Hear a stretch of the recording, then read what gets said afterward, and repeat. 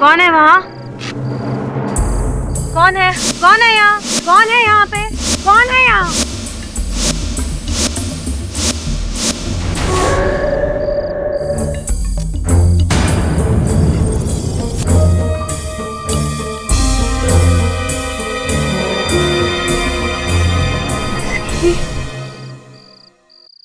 सिकंदर कहाँ है तू? सामने आ। आखिर तूने अपनी औकात दिखाई ही दी ना सिकंदर। सिकंदर क्या हुआ राधा? ये देखो। राधा चिल्लाओ मत, शो चल रहा है। आपको अपने शो की पड़ी है। 1000 बार मना कर चुकी हूँ सिकंदर को, तब भी वो मेरे पीछे आ रहा है। आज तो उसने हद कर दी। वो मेरे टेंट के अंदर झांक रहा था। क्या? सिकंदर ने ऐसा किया? मेरे सामने लाओ उसे।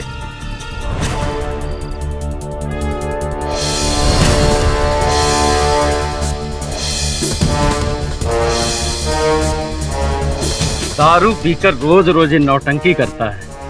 अब इसे सबक सिखाना ही होगा। और तो लड़कियों के कमरे में ताक झांक करता है कमीना। अरे झूठ बोल रही है राधा। क्या बोला तूने इनको? हाँ? मैंने जो बोला सही बोला। तूने अभी तक मेरा प्यार देखा है ना, अब देखना तू। मैं बदला लूंगा। मैं तुझे बदला लेने लायक छोड़ूंगा तब तो तू बदला लेगा ना।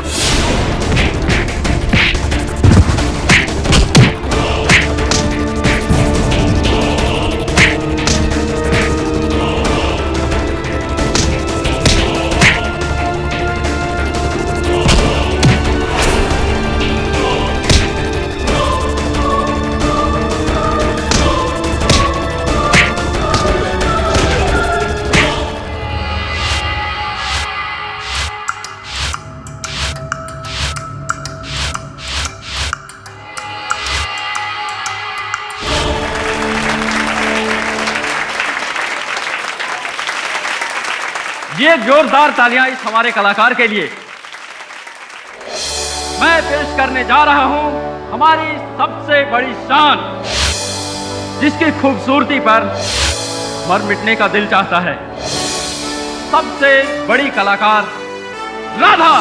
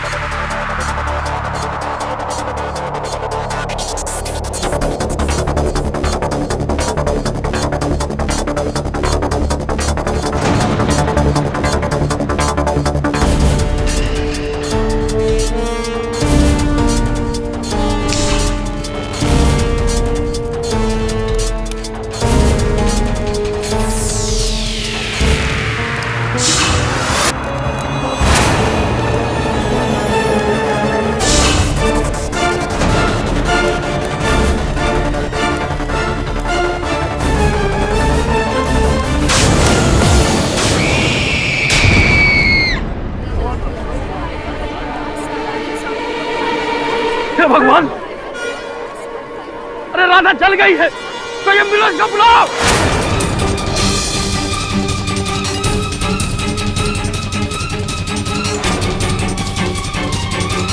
अब बुलाने से कोई फायदा नहीं। केडी साहब, प्लीज मैं आपके आगे हाथ जोड़ती हूँ, मेरे सिकंदर को बचा लीजिए। अच्छा, आपका सिकंदर? केडी सर, सिकंदर बिल्कुल निर्दोष है। को फंसाया गया है सर, सिर्फ इस बिना पे कि सिकंदर ने राधा को मारने की धमकी दी थी। पुलिस उसको उसका हथियारा समझ रही है। किस कारणवश धमकी दी थी सिकंदर जी ने? सर, क्योंकि राधा ने उस पे झूठा इल्जाम लगाया था कि जब वो तैयार हो रही थी तो सिकंदर झांक रहा था। आज तो उसने हद कर दी। वो मेरे टेंट के अंदर झांक रहा था, जिसकी वजह से गुस्से में आके सिकंदर ने राधा को बहुत भला बुरा कह दिया था। तूने अभी तक मेरा प्यार देखा है ना, अब देखना तू। मैं बदला लूंगा। विचित्र बात है कि आप एक ऐसे व्यक्ति का साथ दे रही हैं जो महिला के कक्ष में ताक झांक करता है। नहीं सर, सिकंदर ऐसा नहीं है। मैं उसे बचपन से जानती हूँ और इसीलिए उसका साथ दे रही हूँ। सर, राधा शो की स्टार थी। उसकी मौत की वजह से तमाशा कंपनी बंद हो जाएगी, इसलिए ये लोग सब गुस्से में आके सिकंदर के ऊपर इल्जाम डाल रहे हैं। तो किस प्रकार से राधा जी स्टार बनी, कैसे करतब दिखाती थी? सर, राधा आग का खतरनाक करतब दिखाया करती थी जो लोगों को बहुत पसंद आता था। और आप क्या करती हैं? मतलब किस प्रकार के करतब करती? सर, मैं रस्सी पे चलने का करतब दिखाती हूँ। केडी सर, मैं आपके आगे हाथ जोड़ रही हूँ, आप प्लीज सिकंदर को बचा लीजिए। देखिए, आप हाथ मत जोड़िए, मैं मिल लेता हूँ सिकंदर से जाकर। तो तुम उस तमाशे की कंपनी में क्या तुम भी करतब करते हो? नहीं सर, मैं ड्राइवर था। सुना है कि राधा जी के साथ कोई विवाद चल रहा था, तुम्हारा अनबन चल रही थी, किस कारण से था ये? विवाद नहीं था सर, मैं तो राधा से प्यार करता था, लेकिन वो थी कि मुझे अपनाने के लिए तैयार ही नहीं थी। लेकिन मैंने उसकी हत्या नहीं की साहब, और मुझे जिंदगी भर इसी बात का अफसोस भी रहेगा। उसके साथ जो कुछ भी हुआ वो बिल्कुल सही हुआ, होना ही चाहिए था।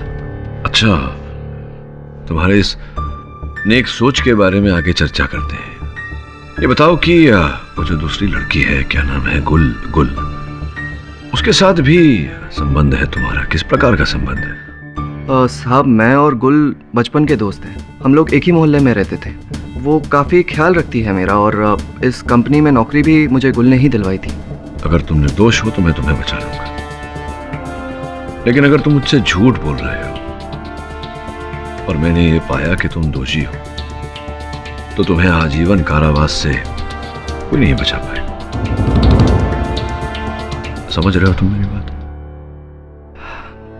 जी। योर ऑनर, आज के समय में प्यार के मायने बदल चुके हैं। प्यार में लोग इतना अंधा हो जाते हैं कि प्यार में नकारे जाने पर अपने प्यार को नुकसान पहुंचाने के लिए भी ये लोग बिल्कुल सोचते नहीं हैं। और ऐसे कई वाकये हमारे सामने आजकल बहुत आ रहे हैं। ये सिकंदर है, तमाशा करने वाली एक कंपनी में ये ड्राइवर की नौकरी करता है, और उसी कंपनी की एक लड़की राधा, जिसकी हत्या का आरोप इस पर है, जिसे ये एक तरफा प्यार करता था। हत्या की शाम को सिकंदर राधा को कपड़े तैयार होते हुए झांक रहा था।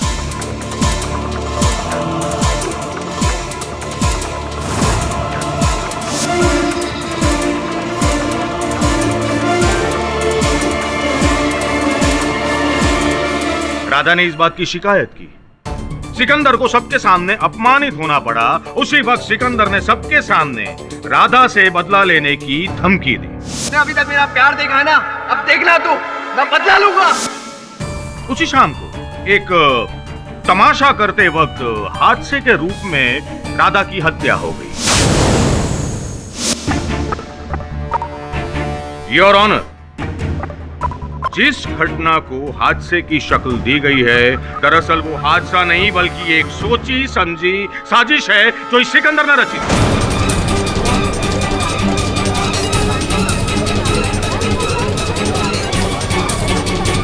Order, order, silence in the court please.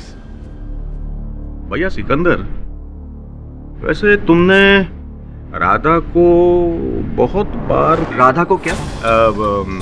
तैयार होते वकील साहब, मैंने अपनी जिंदगी में किसी औरत के साथ ऐसी छिचोरी हरकत नहीं की है, और राधा के लिए मेरा प्यार जिस्मानी नहीं था। हाँ, सच्चा प्यार भाई, बस। योर ऑनर, अब मैं बताता हूं कि ये सिकंदर खान पकड़ा कैसे गया। उस रात सिकंदर नशे की हालत में था, और उसी हालत में राधा की टेंट के बाहर इसका हाथ रुमाल, जिस पर इसका नाम लिखा हुआ है सिकंदर खान SK, वो राधा को उसके टेंट के बाहर से मिला। अब भैया सिकंदर, मुझे ये साफ साफ बताओ कि ये हाथ रुमाल तुम्हारा ही है ना? जी, ये रुमाल मेरा है, लेकिन ये राधा के टेंट के पास कैसे पहुंचा ये बात मैं नहीं जानता। अरे भाई, तुम नहीं जानते तो और कौन जानता है? अच्छा, एक और बात बताओ कि उस रात तुमने राधा को जान से मार डालने की धमकी दी थी ना? योर ऑनर, पता नहीं क्यों अभियोग पक्ष महोदय को ऐसा लग रहा है कि दो व्यक्तियों के बीच झगड़ा होता है तो वो एक दूसरे की जान ले लेते हैं, हत्या कर देते हैं। अगर ऐसा है तो आपके हाथों बहुत पहले मेरी हत्या हो जानी चाहिए थी। हमारा तो प्रतिदिन झगड़ा होता रहता है। I object your honour. Mister Pathak इस केस को बिल्कुल गंभीरता से नहीं ले रहे। केवल इस केस को नहीं देसाई साहब, मैं अपने हर केस को गंभीरता पूर्वक लेता हूँ। योर ऑनर, मनुष्य सामाजिक प्राणी है, आपस में रहता है, साथ साथ रहते हुए लोगों के बीच में बहस हो जाती है, झगड़ा हो जाता है। इसका ये अर्थ नहीं कि एक दूसरे की हत्या कर दें। ना, आप सही कह रहे हैं केडी साहब, लेकिन दारू पीकर धमाल करना ये तो सिकंदर की आदत है। मारपीट, लड़ाई झगड़ा करने वाले को क्या आप सामाजिक कहेंगे? हैं? योर ऑनर, पुलिस रिकॉर्ड ये कहता है कि ये सिकंदर बहुत ही हिंसक प्रवृत्ति का आदमी है। पहली एफआईआर में ये लिखा है कि दारू पीकर इसने एक बार में 2 आदमी की टांगे तोड़ दी। दूसरी में ये लिखा है कि किसी बात पर इसने अपने ही मालिक को बहुत मारा।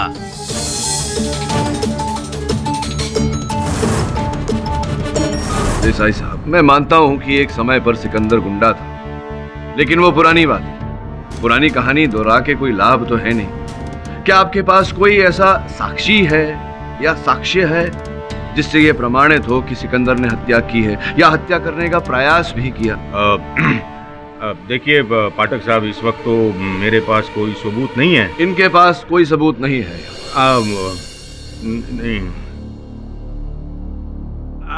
हाँ योर ऑनर, लेकिन मेरे पास एक सबूत है जिसकी वजह से ये साबित हो जाएगा कि राधा की हत्या की साजिश सिकंदर ने ही रची थी। योर ऑनर, सबसे पहले मैं अदालत को यह बताना चाहता हूं कि जो करतब करते समय राधा की हत्या हुई, वो करतब करते कैसे।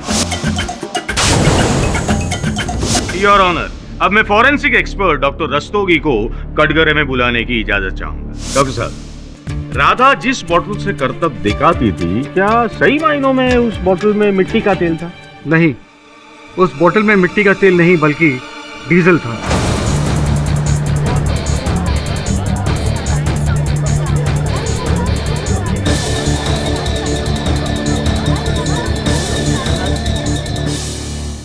अच्छा डॉक्टर साहब, मैंने ये भी सुना है कि डीजल का इस्तेमाल करने से वो जो आग का गोला बनता है वो बहुत बड़ा बन जाता है। जी हाँ, आपकी बात बिल्कुल सही है ना? और ये भी सुना है कि डीजल का उपयोग करने से बहुत बड़ा विस्फोट यानी कि धमाका भी हो सकता है। हाँ, विस्फोट होने की संभावना हो सकती है क्योंकि मिट्टी के तेल से डीजल ज्यादा ज्वलनशील होता है। पर अब सवाल ये उठता है डॉक्टर साहब कि वहाँ डीजल आया कैसे, क्योंकि जहाँ पे ये तमाशा शो कर रहे थे वहां से पेट्रोल पंप तो बहुत दूर है।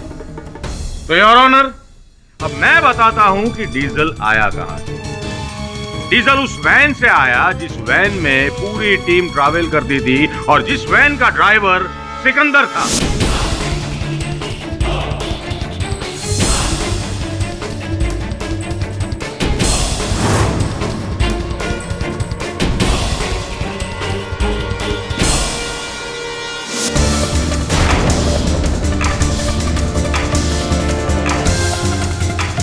थैंक यू डॉक्टर साहब, आप जा सकते हैं। नहीं नहीं डॉक्टर साहब, एक मिनट।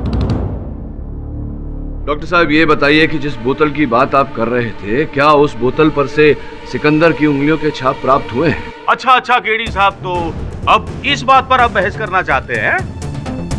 केडी साहब, इतनी बड़ी साजिश रचने वाला ये सिकंदर बोतल पकड़ते वक्त क्या उसने हाथ में ग्लव्स नहीं पहने होंगे? हाँ, निशान कहां से होंगे?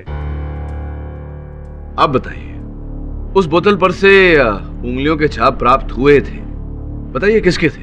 हमें बोतल पर 2 लोगों के उंगलियों के निशान मिले हैं।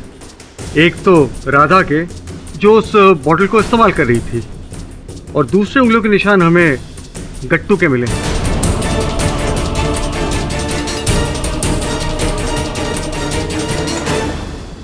योर ऑनर, गट्टू जो उसी कंपनी में काम करता है जिस करतब को करते समय राधा के साथ ये दुर्घटना घटी, उस करतब से सिकंदर से गट्टू परिचित, उसे मैं कटघरे में बुलाने की अनुमति चाहता। तो गट्टू जी, उस कंपनी में क्या करते हैं आप, क्या काम करते हैं? करतब के दौरान प्रयोग में लाई जाने वाली चीजों की जिम्मेदारी मेरे ऊपर है। अच्छा, तो ये आग का जो करतब था जिसे करते समय राधा के साथ दुर्घटना घटी, उसमें जो सामान उपयोग में लाया जाता है उसकी व्यवस्था भी आप ही करते हैं। इसका ये अर्थ हुआ कि उस बोतल में मिट्टी के तेल की जगह डीजल भी आप ही ने डाला।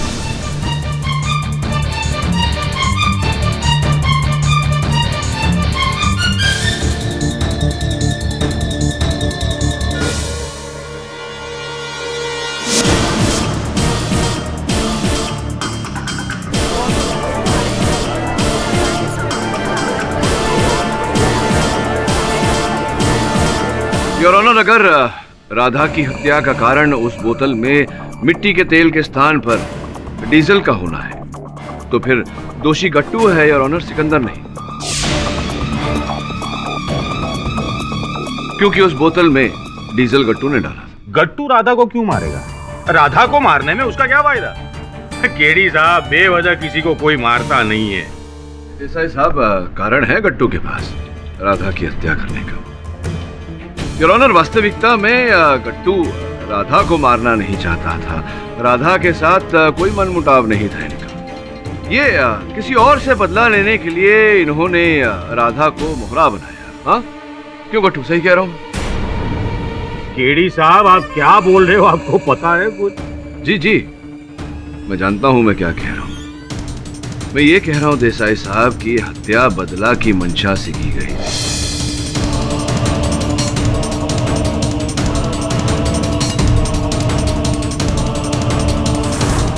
और ये बदला गट्टू राधा से नहीं सिकंदर से लेना चाहते। I object your honour. KD साहब पूरे केस का रुख ही बदल रहे।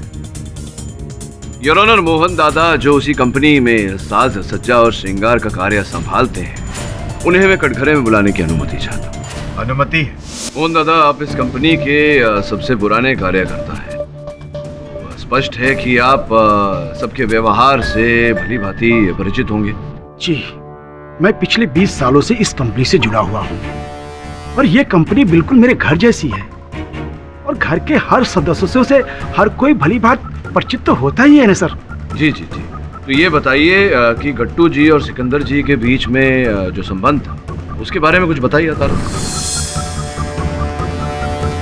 जी, इन दोनों में काफी दिनों से मनमुटाव चल रहा था और अक्सर किसी न किसी बात पर दोनों में झगड़ा होता ही रहता था। लेकिन ये झगड़ा अक्सर हाथापाई तक ही सीमित था क्योंकि सिकंदर अधिक शक्तिशाली है और गुस्सैल भी, इसलिए सिकंदर गट्टू पर हमेशा भारी पड़ता था। तो इन दोनों के बीच अंतिम बार हाथापाई कब हुई थी, याद है आपको, स्मरण है? जिस दिन राधा के साथ ये हादसा हुआ उससे एक दिन पहले सिकंदर और गट्टू में बहुत बुरी तरह से लड़ाई हुई थी। उसमें गट्टू को सिकंदर ने बहुत बुरी तरह से पीट भी दिया था।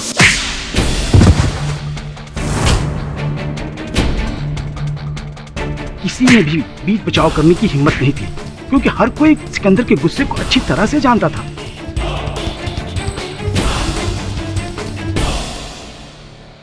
तुम दोनों सुधर जाओ वरना तुम दोनों को बाहर निकाल दूंगा। तमाशा बना के रखा है। चल। योर ऑनर, गट्टू जानता था कि वो सिकंदर से मुकाबला नहीं कर सकता, इसीलिए उसने सिकंदर को फंसाने के लिए ये षड्यंत्र रचा।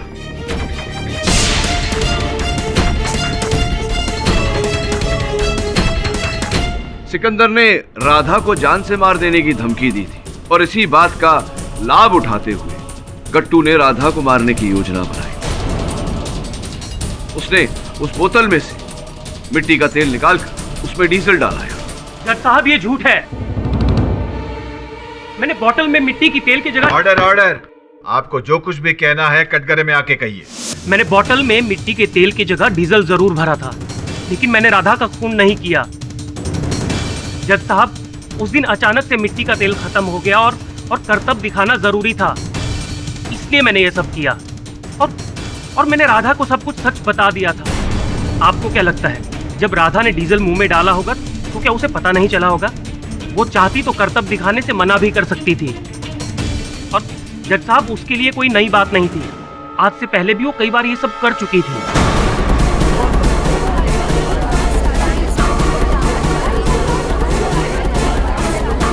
Order order, silence in the court please. देखो गट्टू, अब राधा तो तुम्हारी बात का प्रमाण देने के लिए यहाँ आ नहीं सकती। क्या तुम अपनी ही कही हुई बात को सिद्ध कर सकते हो यहाँ अदालत में? है केडी साहब, मैं खुद आपको सबूत दूंगा। क्या मुझे थोड़ा सा डीजल मिल सकता है? मैं खुद आपको ये करतब करके दिखाऊंगा। देखो गट्टू, ये कोई हास्यमय नाटक नहीं चल रहा, बहुत ही गंभीर विषय है। यही करतब करते करते राधा की जान गई है, ये मत भूलना तुम। केडी साहब, अगर आज मैंने आपको सबूत नहीं दिया तो मेरी सारी जिंदगी सलाखों के पीछे कटेगी। आप मुझ पर भरोसा रखिए, कुछ भी नहीं होगा। योर ऑनर, अगर आपकी अनुमति हो तो डीजल का प्रबंध किया जाए।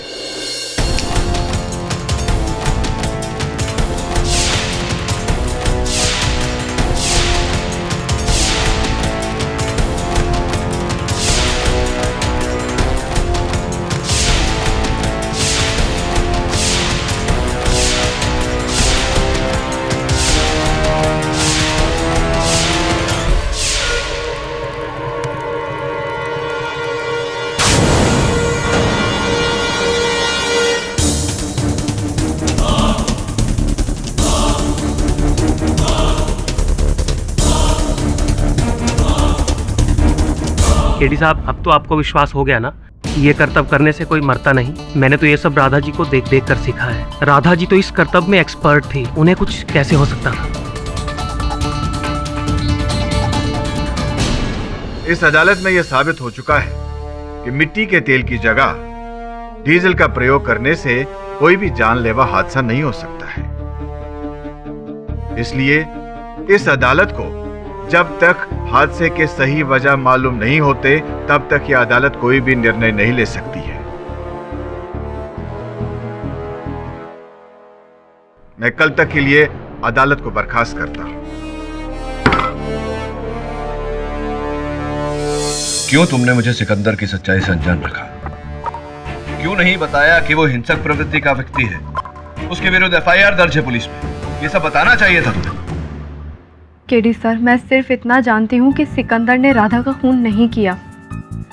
हाँ, वो थोड़ा गुस्सैल है, लेकिन मैं उसे बचपन से जानती हूँ, वो किसी का खून नहीं कर सकता।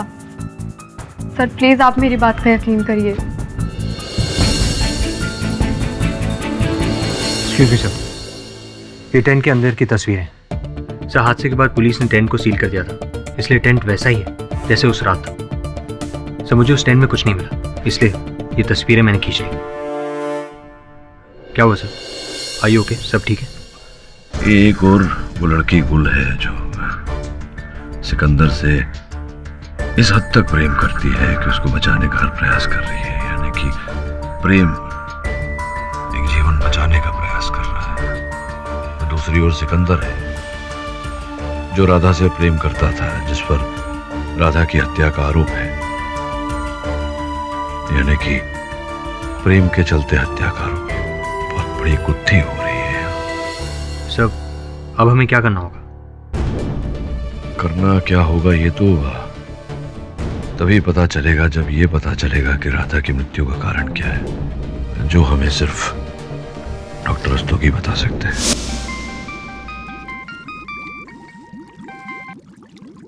डॉक्टर रस्तोगी। केडी पाठक।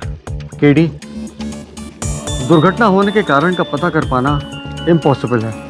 राधा के पार्थिव शरीर का अंतिम संस्कार हो चुका है। अब मैं कुछ नहीं कर सकता।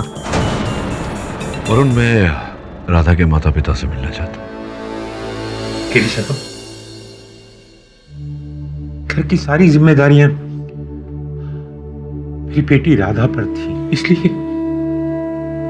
इसलिए उसने शादी नहीं की। उसके जाने के बाद तो हम लोग सड़क पर आ गए। केडी साहब, हम इस बच्चे की पढ़ाई का बोझ कौन उठाएगा? केडी साहब,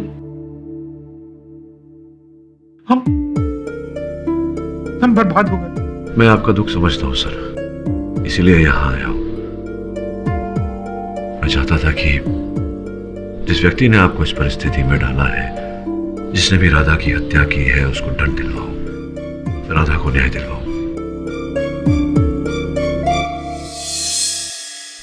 आपने अभी तक राधा जी की अस्थियों का विसर्जन नहीं किया? बस उसी के लिए हम लोग हरिद्वार जाने की तैयारियां कर रहे हैं। सर, क्षमा चाहता हूं, संकोच हो रहा है मुझे भी पूछते हुए। क्या मैं इन अस्थियों को जांच के लिए ले जा सकता हूं? मैं समझता हूं कि आपको विचित्र लग रहा होगा। इसके पीछे कारण यह है कि राधा जी की मृत्यु का कारण अभी तक हम पता नहीं लगा पाए, इसीलिए जांच के लिए ले जाना चाहता हूं। हो सकता है फोरेंसिक्स से कोई सुराग निकल आए। हमारी बेटी तो चली गई, अब किसी को सजा मिले या ना मिले इससे कुछ फर्क नहीं पड़ता है। इससे हमारी बेटी वापस आने वाली तो नहीं है। पाठक जी, हमें हमारे हाल पे छोड़ दीजिए, हमें कोई न्याय वह नहीं चाहिए। क्या आप राधा के हत्यारे को यूं ही जाने देंगे? जितनी पीड़ा आपको और आपके परिवार को हो रही है, उतनी ही पीड़ा उस व्यक्ति को हो रही है जो निर्दोष है, लेकिन उसे दोषी करार दिया गया है। आरोप लगाया गया है उस पर राधा की हत्या का। क्या सच तक पहुंचने का आप मुझे अवसर नहीं देंगे?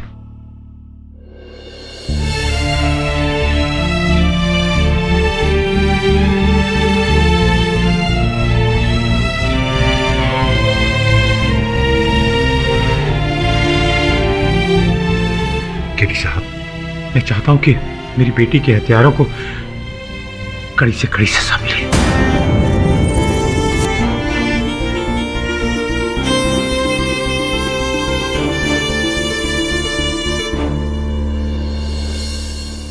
केडी साहब, मेरी बेटी गणपति जी को बहुत मानती थी। इस मूर्ति को हमेशा अपने साथ रखती थी। हर परफॉर्मेंस से पहले वो उन्हें अपने माथे पे लगाती थी।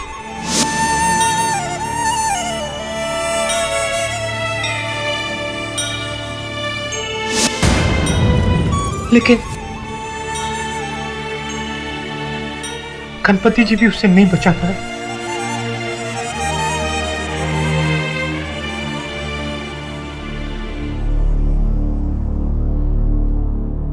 केडी साहब, ये गणपति जी की मूर्ति राधा के टेंट से मिली थी। पुलिस ने पंचनामा करने के बाद उसकी व्यक्तिगत चीजें सब वापस कर दी। टेंट के पास मिली। योर ऑनर, ये मुकदमा और मुकदमों से अलग है। इस केस में मृत्यु का कारण एक दुर्घटना है। अदालत के पिछले सत्र में मृत्यु के कारणों को लेकर तर्क वितर्क हुआ, लेकिन कोई परिणाम सामने नहीं आ पाया। इसीलिए मैंने राधा जी की अस्थियों का फिर से परीक्षण करवाया। डॉक्टर साहब, कृपया अदालत को बताइए कि आपकी जांच में क्या तथ्य सामने आए। राधा के शरीर की फोरेंसिक जांच पहले ही हो गई थी। उसकी अस्थियों पर एडवांस टेस्ट करने पर भी हमें कुछ नहीं मिला। पर हाँ, राधा हमेशा अपने साथ एक गणपति की मूर्ति रखती थी। अपने हर शो से पहले वो उस मूर्ति को अपने माथे से लगाती थी। उस रात दुर्घटना से पहले भी राधा ने ऐसा ही किया था, जिस कारण राधा के चेहरे पर लगा हुआ मेकअप उस मूर्ति पर लग गया। और उस मेकअप की जांच करने के बाद हमें पता चला कि राधा के चेहरे पर FNT नाम का केमिकल था। FNT, ये FNT क्या होता है, जरा स्पष्ट रूप से समझाइए। FNT का प्रयोग आधुनिक विस्फोटों में किया जाता है। यह अत्यंत ज्वलनशील और शक्तिशाली केमिकल है।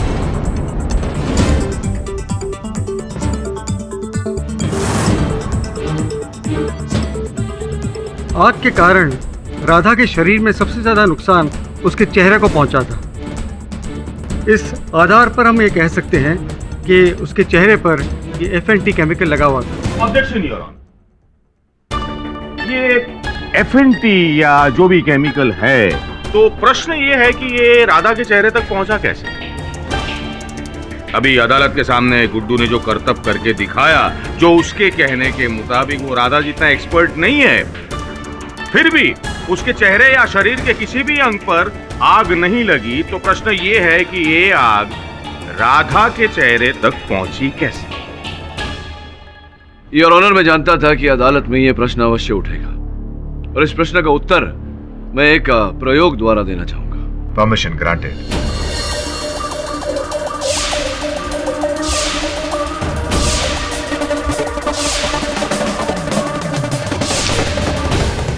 योर ऑनर, अदालत की जानकारी के लिए और रिकॉर्ड्स के लिए मैंने इस पानी में बहुत ही कम मात्रा में FNT मिलाया है, 0.01 माइक्रोग्राम। कागज को मैं अब इस पानी में डुबोता हूं और भिगोता हूं। योर ऑनर,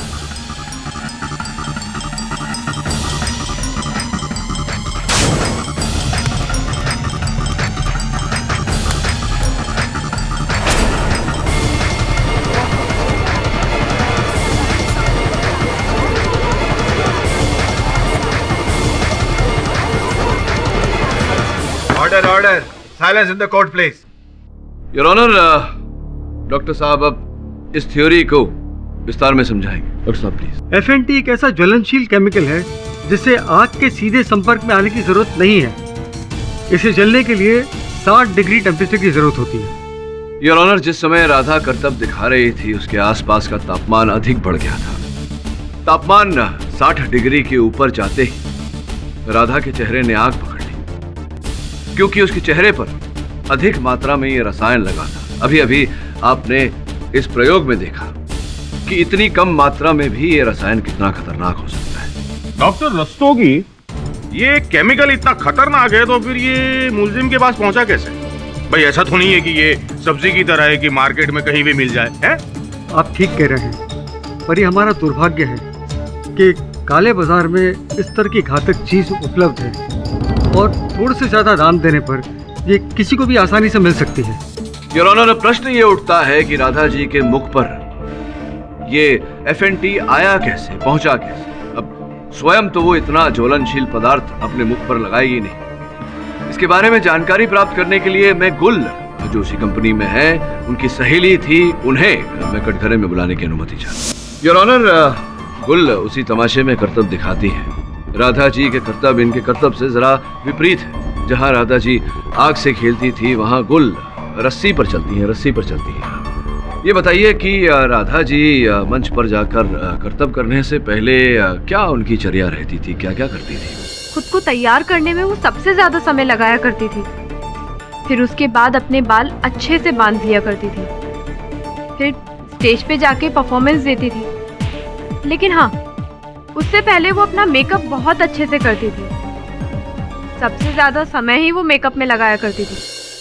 सबसे अधिक समय योर ऑनर राधा जी को श्रृंगार करने में लगता था। उनके कक्ष से हमने उनका मेकअप का सामान प्राप्त किया, जिसके फोरेंसिक्स जांच के बाद ये पता चला है कि भारी मात्रा में उसमें FNT रसायन मिला हुआ था। योर ऑनर, फोरेंसिक्स की रिपोर्ट आपकी मेज पर है।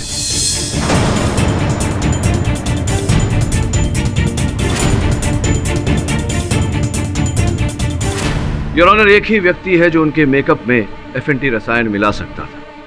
मैं मोहन दादा को एक बार फिर से कटघरे में बुलाने की अनुमति चाहता हूं। राधा जी के साथ आपका जो संबंध था उसके बारे में जरा अदालत को बताइए। केडी सर, मैं केवल सिर्फ और सिर्फ अपने काम पर ध्यान देता हूं। मुझे किसी से भी किसी प्रकार का संबंध स्थापित करने में कोई दिलचस्पी नहीं है।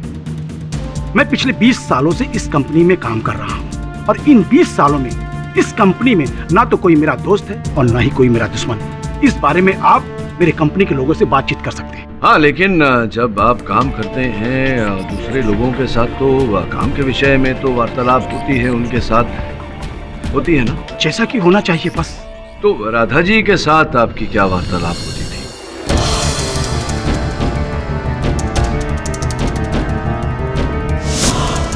क्या ये सच नहीं है कि राधा जी और आपकी बिल्कुल नहीं बनती थी और कोसती थी वो आपको? इस बात को लेकर कई बार आप दोनों के बीच बहस भी हुई है, झगड़ा भी हुआ है। केडी सर, आपकी जानकारी बिल्कुल सही है। राधा हमेशा मेरे काम में कोई न कोई नुक्स निकालती ही रहती थी। इसीलिए उन्होंने आपको उनका मेकअप करने से भी मना कर दिया था, यहाँ तक कि उनके टेंट में घुसने तक की आज्ञा नहीं थी। केडी साहब, आप ही ने कहा था कि दो लोगों के बीच में झगड़ा या बहस हो जाए तो इसका मतलब ये नहीं कि वो दूसरे का खून कर दे। भूल गए आप? योर ऑनर, मोहन दादा अदालत से कुछ छिपा रहे हैं। राधा की अवहेलना के कारण इनकी 20 साल की नौकरी से इनके हाथ धोने की नौबत आ गई।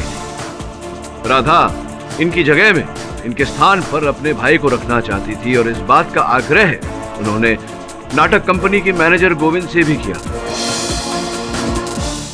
गोविंद जी ने अपने लिखित बयान में कहा है कि न चाहते हुए भी उन्हें ऐसा करना पड़ रहा था, क्योंकि राधा जी उस नाटक टोली की बहुत चहेती थी। योर ऑनर, मोहन दादा के पास अपनी नौकरी बचाने का एक ही उपाय था कि वो राधा जी की हत्या कर दें, और ऐसा इन्होंने किया। पाठक साहब, अभी अभी आपने कहा कि मोहन दादा को राधा के टेंट में जाने की भी परमिशन नहीं दी, तो वो केमिकल बोतल में कैसे डाल सकते हैं? अब आपके इस प्रश्न का उत्तर वहां के मैनेजर गोविंद जी देंगे। गोविंद जी, कृपया अदालत को बताएं कि आपकी कंपनी में जो श्रृंगार का सामान आता है, इसकी जिम्मेदारी, इसका उत्तरदायित्व किसका है? जी, हमारी कंपनी में सारा श्रृंगार का सामान खरीदने की जिम्मेदारी मोहन दादा की है। धन्यवाद योर ऑनर। देसाई साहब के प्रश्न का उत्तर ये है कि उस मेकअप के बोतल में FNT रसायन मिलाने के लिए मोहन दादा को राधा जी के टेंट में जाने की आवश्यकता ही नहीं थी। जब वो बोतल राधा जी के पास पहुंची, उसमें FNT रसायन पहले से ही उपस्थित था।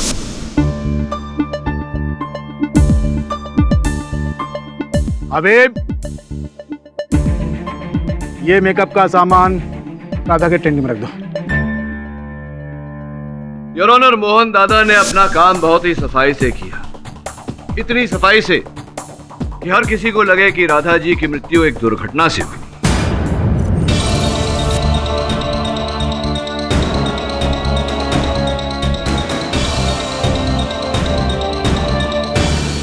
ये क्या बकवास कर रहे हैं आप?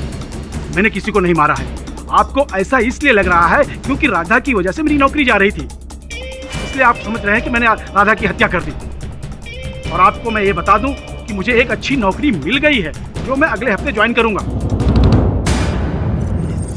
योर ऑनर, मुझे एक टीवी सीरियल बनाने वाली कंपनी में काम मिल गया है। आप कहें तो मैं उनका एग्रीमेंट लेटर और उनका अपॉइंटमेंट लेटर आपको दिखा सकता हूं। और ये काम मुझे राधा की मौत से कई दिन पहले ही मिल चुका था।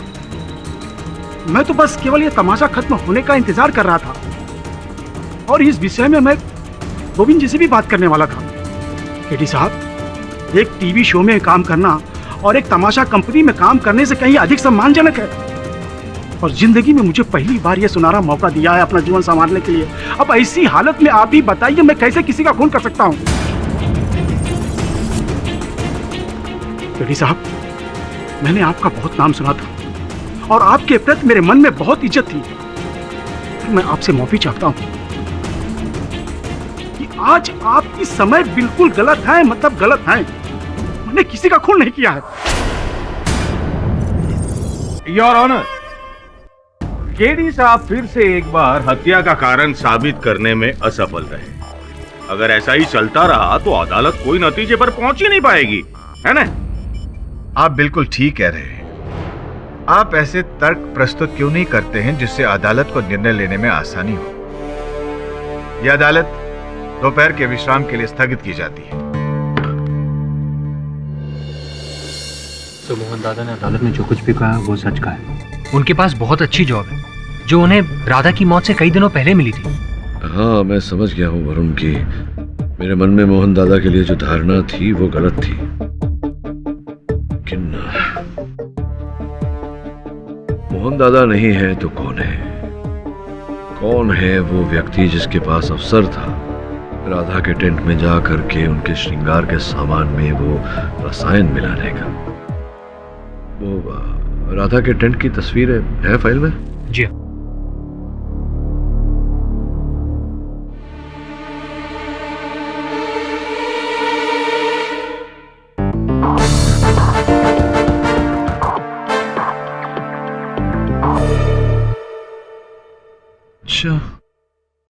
योर ऑनर, ये तो तय है कि राधा जी के श्रृंगार के सामान में वो FNT उसी दिन मिलाया गया था जिस दिन ये दुर्घटना घटी। उस दिन के घटना क्रमांक को एक बार फिर से दोहराते हैं। टेंट में तैयार हो रही राधा जी को यह आभास हुआ कि कोई उन्हें तैयार होता हुआ देख रहा है।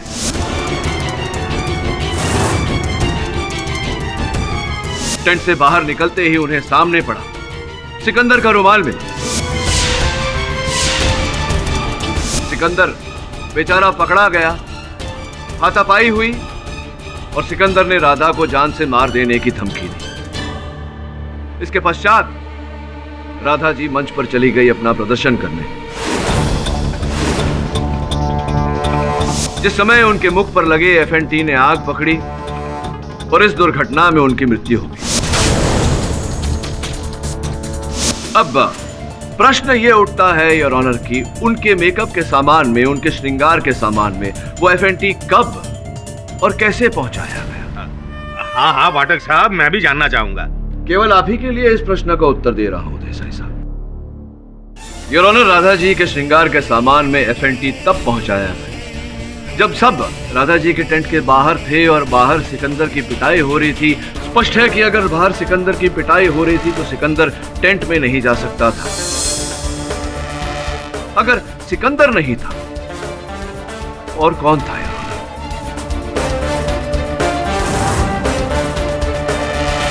जिसका यह अर्थ निकलता है कि राधा जी को जब आभास हुआ कि कोई उन्हें तैयार होता हुआ देख रहा है, वो व्यक्ति सिकंदर नहीं था यार, बल्कि हत्यारा था।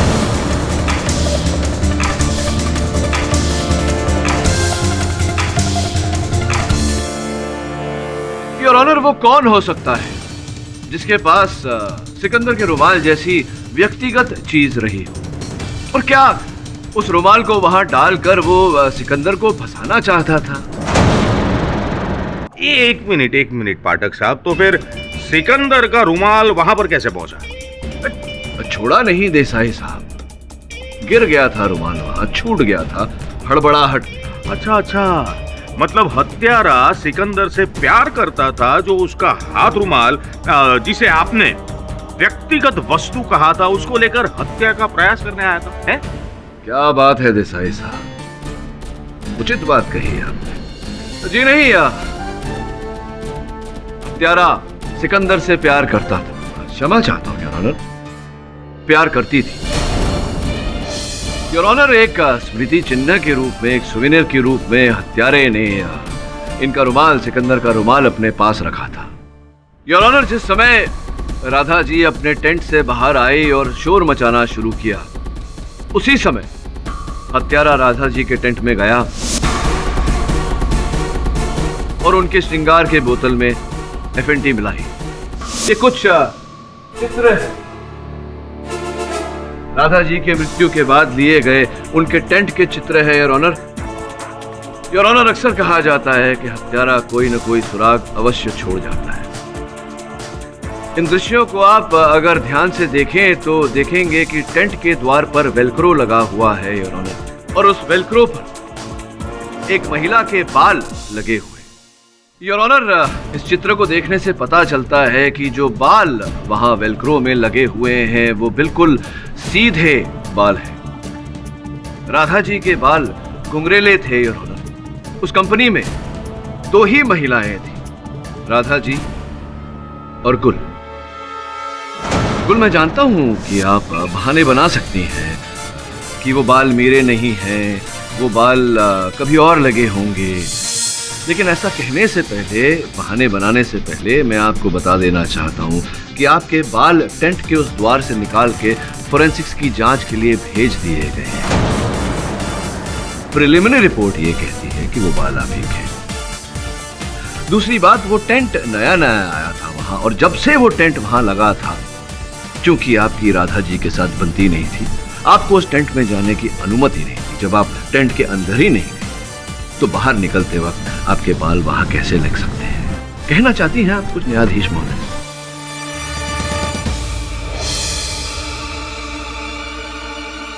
मैं सिकंदर से प्यार करती हूँ, लेकिन ये मेरी तरफ देखता ही नहीं था, क्योंकि ये राधा से प्यार करता था। जज साहब, मैं सिकंदर को बचपन से जानती हूँ। मैं इससे शादी करना चाहती थी, घर बसाना चाहती थी, लेकिन राधा ने मेरे सारे सपने तोड़ दिए। उसकी गलती की सजा सिर्फ मौत थी, जो मैंने उसे दे दी।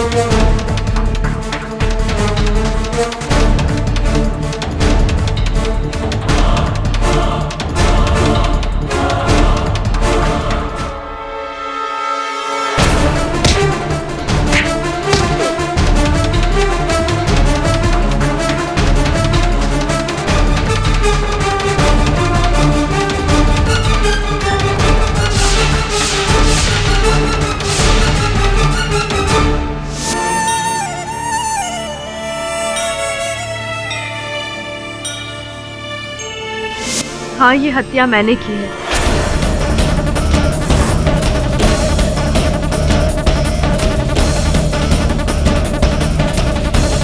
सिकंदर निर्दोष है।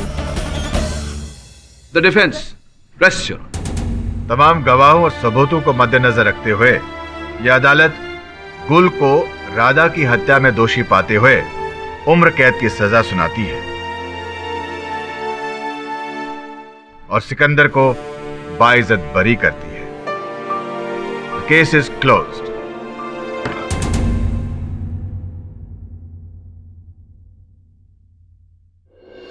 भले।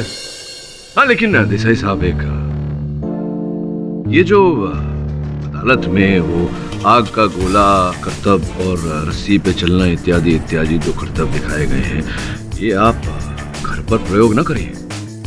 नहीं, क्योंकि ये करतब जो है जानकारों द्वारा की गई है बड़ी सावधानी से। आप भी घर पर इन्हें करने का प्रयोग ना करें।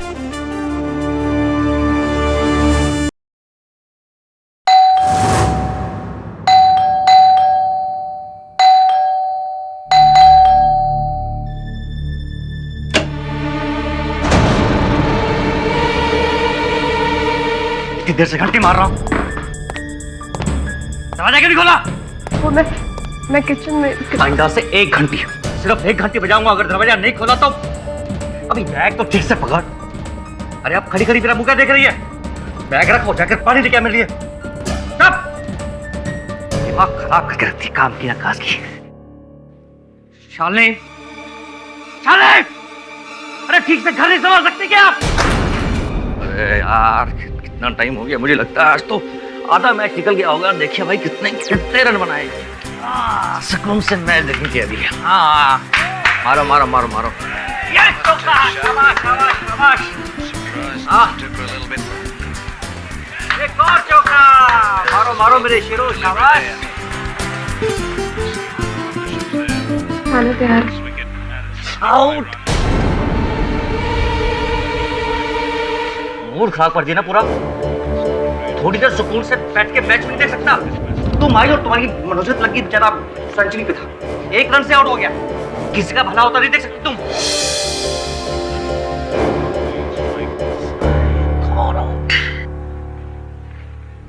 मैंने सोचा खाना तैयार था तो परोस देती, फिर बर्तन साफ कर लेती। आराम करना है? दिन भर क्या करती हो तुम? दिन भर आराम कर करके तुम्हारा जी नहीं भरता? एक दिन आदमी घर पे जल्दी आ गया, थोड़ी देर सुकून से टीवी देख लिया तो तुम्हारे कलेजे में जड़न बच गई। अरे तुम तो बैठी रहती हो यहाँ पर आराम से घर में।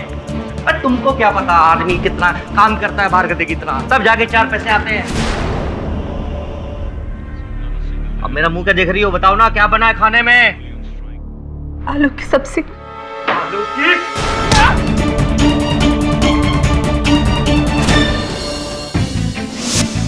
रोना रोना रोना, बस रोना। लगता है आज भी बाहर ही खाना पड़ेगा होटल में जाके। किसी मनोज बीवी मिली, मेरी तो किस्मत फूट गई। अरे नहीं, यहाँ आओ। आई। कब से चेता रहा हूं मैं? पहली हो गया तुम। और ये शर्ट इस्त्री क्यों नहीं है? मैं भूल गई थी। मैं अभी कर देती। भूल गई थी? भूल गई थी? क्या करना नहीं चाहती? क्या करती हो तुम दिन भर? हैं? अपने कौन से यार के सपने देखती हो तुम? तो किस्मत फूट गई जो मैंने तुमसे शादी कर ली। घुस गई थी।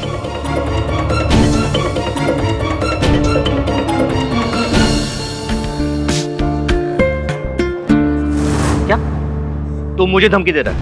मुझे? अबे तू मेरा बाल भी बांका नहीं कर सकता। और सुन, होगा वही जो मैं चाहूंगा और तू वही करेगा जो मैं कहूंगा तुझे करने के लिए। तेरी जान मेरी मुट्ठी में। मैंने मुट्ठी कस दी ना तो जान से जाएगा। बोलना नहीं इस बात को, समझा क्या?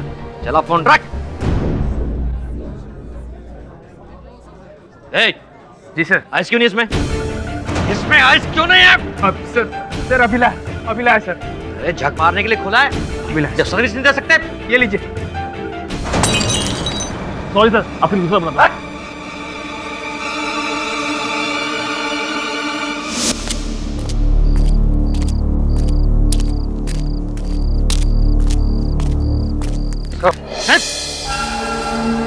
सब बहुत भूख लगी है सब, कुछ पैसा दे दो साहब। अरे भिखारी, तुझे इस पार्किंग लॉट में आने किसने दिया? अबे हट, तो मार खाएगा, हट। भिखारी कहाँ से चले आते हैं?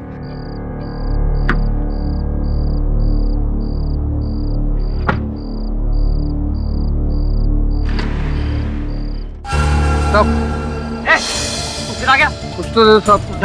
जा तू यहाँ से। सब कुछ तो दे दो। भिखारी कहीं का।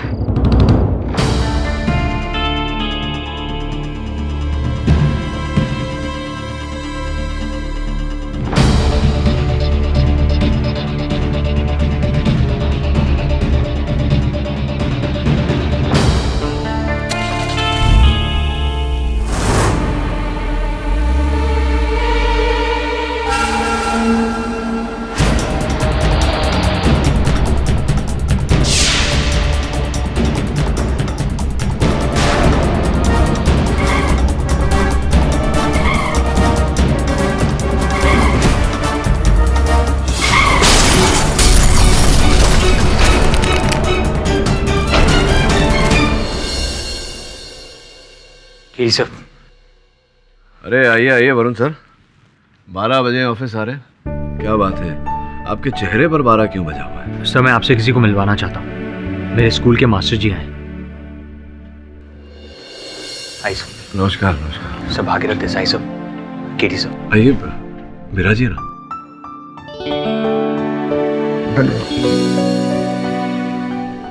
बड़ा भाग्यशाली है वरुण कि इनके मास्टर जी अभी भी इनके साथ हैं। बरसों से मैं अपने मास्टर जी को खोजने का प्रयास कर रहा हूँ, पर दुर्भाग्यवश मिले नहीं। चाहे नहीं बेटा, रहने दो, मैं आपसे मदद मांगने आया हूँ। जी कहिए ना, क्या कर सकता हूँ? एक्चुअली मास्टर जी गुजरात के जामरावल गांव से आए। इनकी बेटी शालिनी जी पर उनके पति हेमंत त्रिवेदी के खून का इल्जाम लगाया गया है।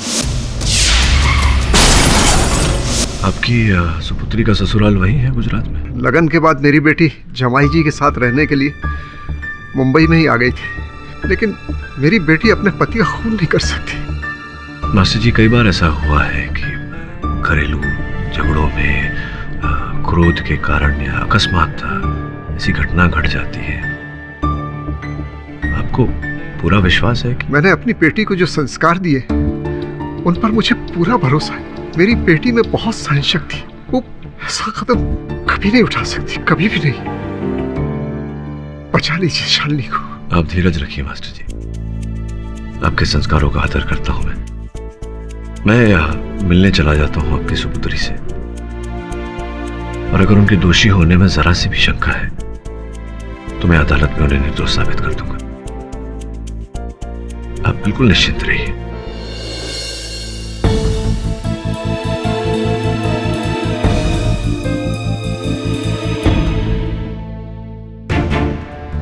उनके पति हेमांग जी की करतूत है, रोज मारना गाली देना उनका स्वभाव था। दाते तो शालिनी जी के धैर्य की।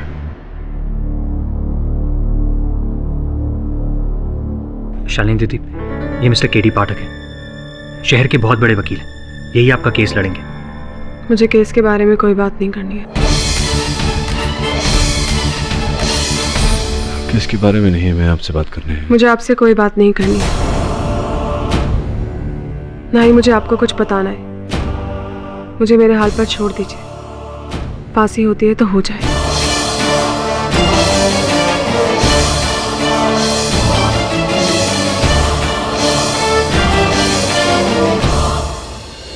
सॉरी सर, इसलिए कह रहा था कि इनसे मिलने का कोई फायदा नहीं होगा। जब पुलिस ने इन्हें गिरफ्तार किया तब ये चुप थी, खून का इल्जाम लगा तब भी। लेकिन सर मुझे पूरा यकीन है ये निर्दोष है। इस यकीन को प्रमाणित कर पाएगा वरुण? यकीन शब्द का प्रयोग सोच समझ कर करना चाहिए। मुझे लगता है इनकी चुप्पी के पीछे कोई बहुत बड़ा रहस्य है। योर ऑनर, वैसे देखा जाए तो ये केस ऊपर से बहुत ही सिंपल है। हेमांग त्रिवेदी जो मार्बल और टाइल वगैरह के डीलर थे, वो 23 मार्च की रात को हैप्पी डाइनिंग हॉल के पार्किंग लॉट से अपनी गाड़ी में बैठे और वहां से निकले। रास्ते में उनका एक्सीडेंट हुआ गाड़ी भी जल गई और उनके साथ हेमांग भी। वहीं पर उनकी मौत हो गई। आसपास खड़े लोगों का कहना यह है कि उन्होंने अपनी कार का संतुलन खो दिया और उनका एक्सीडेंट हो गया, लेकिन बात कुछ और है योर ऑनर। एक्सीडेंट की वजह भी कुछ और है। हाँ, उस बात पर मैं बाद में रोशनी डालूंगा, लेकिन उससे पहले हेमांग का बैकग्राउंड जानना हमारे लिए बहुत जरूरी है और इसके लिए मैं हेमांग की बहन कृपा परमार को कटघरे में बुलाना चाहूंगा। जय श्री कृष्ण बे। जय श्री कृष्ण। हेमांग के बारे में कुछ बताएंगी आप? बहुत अच्छे थे, बहुत ख्याल रखते थे वो मेरा। मैंने तो सुना है कि वो बहुत गुस्सा वाले थे, बहुत गाली गलौज करते थे वगैरह वगैरह। झूठू बोलो छे, झूठ बोल रही है ये। वो बहुत अच्छे थे। उन्होंने मेरी और अविनेश की शादी करवाई। मेरे माता पिता इस शादी के खिलाफ थे, पर भैया ने मुझे और अविनेश को अपने घर रखा। अगर वो ना होते तो मेरी और अविनेश की आज तक शादी ना होती। तो शालिनी जी के साथ उनको प्रॉब्लम क्या थी? प्रॉब्लम भैया को नहीं, इसे थी। मैंने कई बार इससे पूछने की कोशिश की, पर मुझे कभी कुछ नहीं बताया। आप ही पूछ लीजिए, चाहे बता दे आपको। लेकिन इतना बोल सकती हूँ कि गलती इसी की थी। एक मिनट। इतने यकीन के साथ आप कैसे कह सकती? देखिए, भैया रोज शॉप पे चले जाते थे और ये मैडम, इसके तो पैर घर में टिकते ही नहीं थे। कभी शॉपिंग, कभी डॉक्टर, तो कभी कुछ और। किसी ना किसी बहाने ये घर के बाहर ही रहती थी। मुझे तो लगता है कि इसका जरूर किसी ना किसी के साथ चक्कर होगा।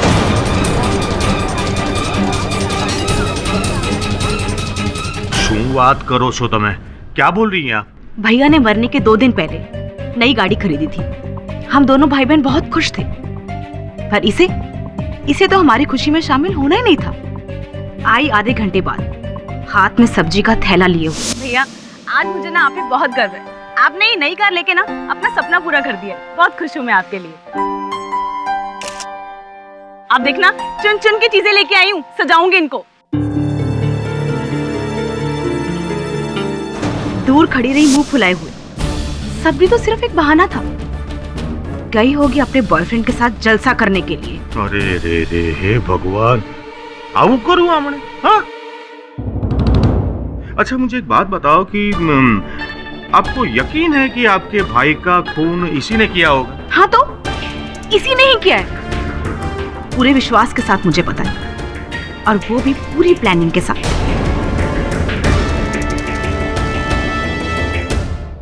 और उनके पास योर ऑनर वजह भी थी, क्योंकि शालिनी जी के अफेयर के बारे में उसके हस्बैंड को पता चल गया था। तो वो उन पर गुस्सा करते थे, उन्हें मारते थे, और शालिनी जी को गुस्सा आ गया और शालिनी जी ने इस इनहेलर में मिथॉक्सिन नाम का जहर मिलाकर उनकी हत्या कर दी। मिलॉर्ड, ये इनहेलर पुलिस को मौका वारदात से मिला और फोरेंसिक रिपोर्ट जो कोर्ट में पेश की गई है उसमें साफ साफ लिखा है कि उनकी मौत मिथॉक्सिन नाम के जहर से हुई है जो इस स्ट्रिप में था, और ये स्ट्रिप इस इनहेलर में डालने का काम शालिनी जी करती थी। हाँ या ना? और मिलॉर्ड, शालिनी जी इस जहर के बारे में अच्छी तरह जानती थी, क्योंकि इन्होंने अहमदाबाद की SK Mangrolia medical college of science से B फार्मा की डिग्री ली है। सही है ये? तो इनको ये जहर के बारे में अच्छी तरह पता था। मिस्टर पाठक, आप गवाह से कुछ पूछना चाहते हो? जी नहीं योर ऑनर, इस समय इनसे कुछ नहीं पूछना चाहता, किंतु अभियोग पक्ष महोदय से एक प्रश्न करना चाहूंगा। कौन सी डिग्री हासिल की है आपने? पाठक साहब की भी बात करो जो। अरे वकील हूं तो फिर वकील की डिग्री तो हासिल की होगी ना। वकालत की, ऑफ कोर्स। तो मान लीजिए कि आपके पड़ोसी के साथ आपकी अनबन हो जाती है, हाथापाई हो जाती है, और उसी रात आपके पड़ोसी की हत्या हो जाती है चाकू घोंपकर। चाकू पर किसी की उंगलियों के निशान नहीं मिलते, तो क्या ये मान लेना उचित होगा कि आपने अपनी वकालत की डिग्री का दुरुपयोग करके अपने पड़ोसी की हत्या की? अरे योर ऑनर, कहने का तात्पर्य ये है कि जो दलील देसाई साहब ने प्रस्तुत की है अदालत में, वो बहुत ही झिरझिरा है और उससे ये प्रमाणित नहीं होता कि ये हत्या मेरे मुवक्किल ने की है। अरे पर मिलॉर्ड, मिथॉक्सिन जहर का इस स्ट्रिप में होना ये काफी नहीं है? नहीं, काफी नहीं है मिस्टर पाठक। ये मिथॉक्सिन इतना जहरीला पदार्थ है कि 0.5 मिलीग्राम एक आदमी को मारने के लिए काफी है। नहीं, सत्य है, आपकी बात सत्य है। ये बात भी सत्य है कि मेरे मुवक्किल ने अपने पति को वो जहर नहीं खिलाया। योर ऑनर, थोड़ा सा पेचीदा है। माइथॉक्सिन एक ऐसा विष है जिसका सेवन करने से एक अलग प्रकार का रसायन फेफड़ों में पैदा हो जाता है, बच जाता है वहाँ। वही रसायन जो फोरेंसिक्स को मिला हेमांग जी के शरीर में, जिसके कारण वो कह रहे हैं कि उनकी हत्या माइथॉक्सिन से की गई। किंतु हमें ये नहीं भूलना चाहिए योर ऑनर कि वही रसायन अन्य विष का सेवन करने से भी पैदा होता है फेफड़ों में। तो ये पूरी तरह से संभव है कि उनकी हत्या माइथॉक्सिन के कारण न हुई हो, किसी और विष के कारण हुई। मिस्टर पाठक, ये मत भूलिए कि आपके मुवक्किल ने अपना गुनाह कबूल कर लिया है। गुनाह नहीं कबूल किया है। कहाँ कबूल किया? इन्होंने केवल मौन व्रत धारण किया है मिस्टर देसाई। हाँ, क्योंकि वो जानती है कि खून उन्होंने ही किया है। अच्छा, धर्म धुरंधर परम पूज्य मिस्टर देसाई, जय हो आपकी। ये मतलब आपने मेरे मुवक्किल की मन की बात पढ़ ली, यूं ही? एक मिनट मिस्टर पाठक, आपको कैसे पता चला कि उसकी मृत्यु 1 घंटे बाद नहीं लेकिन 30 सेकंड में हुई है? अच्छा प्रश्न पूछा आपने। योर ऑनर, देसाई साहब के प्रश्न का उत्तर देने के लिए मैं सर्वप्रथम भिखारी बिरजू को कटघरे में बुलाने की अनुमति चाहता हूँ। अनुमति है? जी साहब, उस दिन अपन पार्किंग लॉट में भीख मांगने को गया था और उधर जो आदमी मरा ना साहब, उससे भी अपन भीख मांगा था। तो आपने पार्किंग लॉट में इन व्यक्ति से, इनसे आपने भिक्षा मांगी और उसी समय आपने फिर उन्हें वो दवा लेते हुए देखी, फुसफुस वाली दवा, और वो गाड़ी लेके निकले।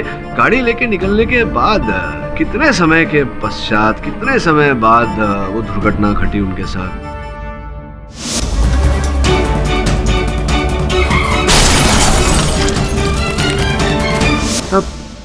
ऐसा कुछ तुरंत हुआ साहब। तुरंत मतलब गाड़ी लेके निकले और आपने वो धमाके की आवाज सुनी? हाँ। 30 सेकंड के आसपास होगा। हाँ। 1 मिनट मिस्टर पाठक, तो फिर मुझे ये बताइए कि ये माइथॉक्सिन ये स्ट्रिप में आया कैसे? मिस्टर देसाई, अभी हेमांग जी की हत्या माइथॉक्सिन के कारण हुई या कुछ और?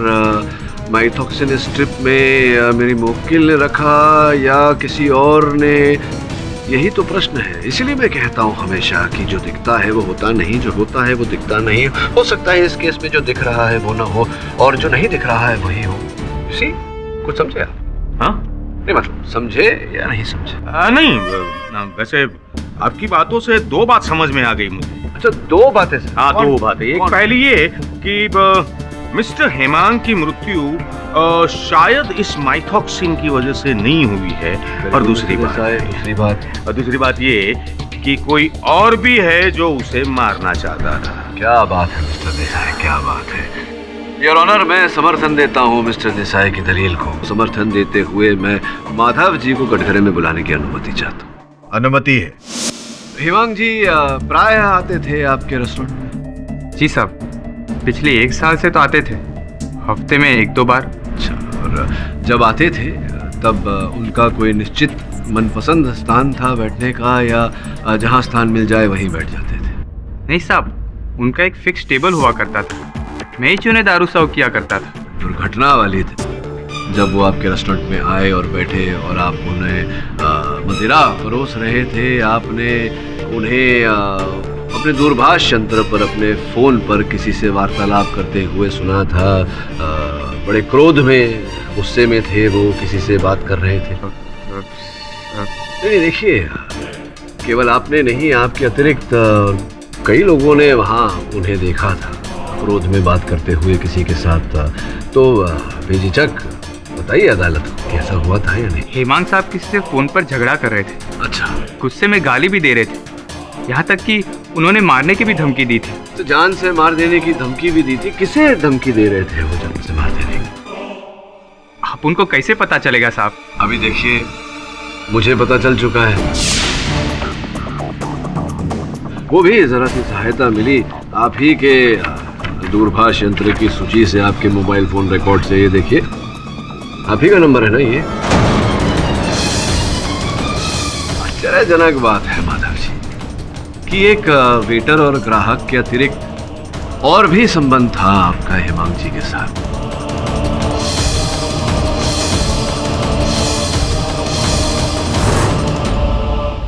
योर ऑनर, हेमांग जी और माधव जी एक ही नंबर पे एक ही व्यक्ति के साथ वार्तालाप करते थे।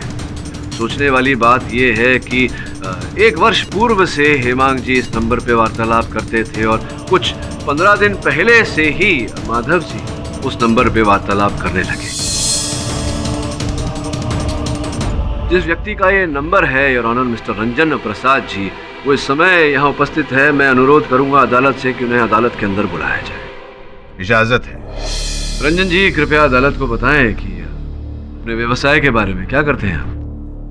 जी, मैं एक बिल्डर हूँ। टार्स और ऑफिसेस बनाता हूँ। सुना है कि आप सरकार से सरकारी भवन बनाने का ठेका लेते हैं, क्या सही सुना है? जी। स्वर्गवासी हेमांग जी के साथ फोन पर वार्तालाप तो होती ही थी आपकी, उसके अतिरिक्त भी प्रत्यक्ष भी मिलना चलता था आपका। हाँ, तो जाहिर सी बात है, मैं एक बिल्डर, वो टाइल्स और मार्बल का डीलर, बिजनेस रिलेशन थे हमारे। तो बस ये कि जो व्यावसायिक संबंध आप कह रहे हैं केवल व्यावसायिक संबंध थे, मेरे पास कुछ और ही सूचना है।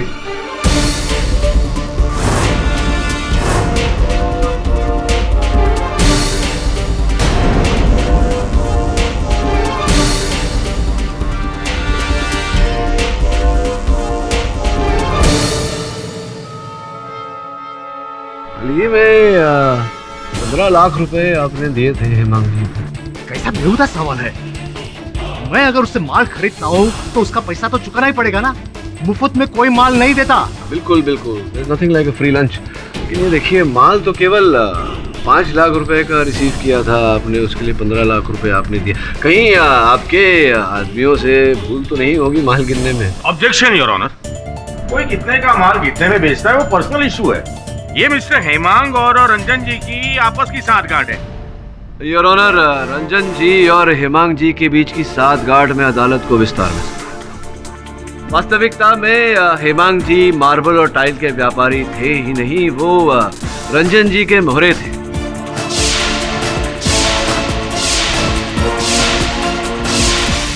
जो माल हेमांग जी इन्हें कौड़ियों के दाम सस्ते में दिलाते थे, वही माल, उसी माल का कई गुना मूल्य बढ़ाकर रंजन जी सरकार को बेचते थे और जो मुनाफा होता था ये दोनों आपस में बांट लेते थे। ये कई वर्षों तक बिना किसी विक्षेप के ये कार्य चलता रहा।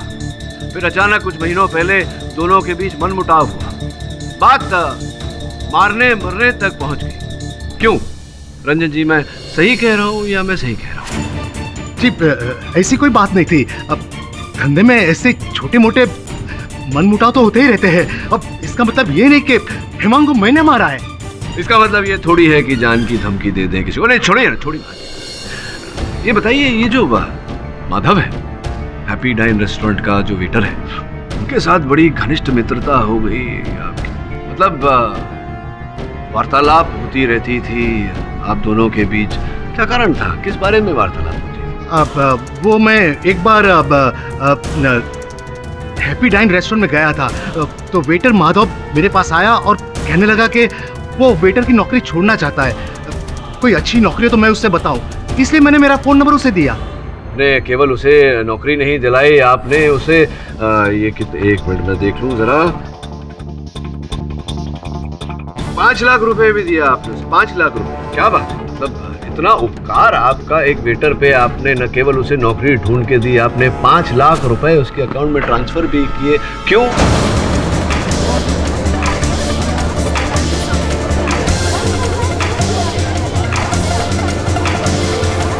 तो क्या ये मित्रता थी, आपकी दया भावना थी, या आप किसी विशेष कार्य के लिए उसे ये रुपए दे रहे थे, सुपारी के तौर पर किसी की हत्या करने के लिए? बोलिए ना। जी हाँ, मैंने वेटर माधव को सुपारी दी थी हेमांग को मारने के लिए।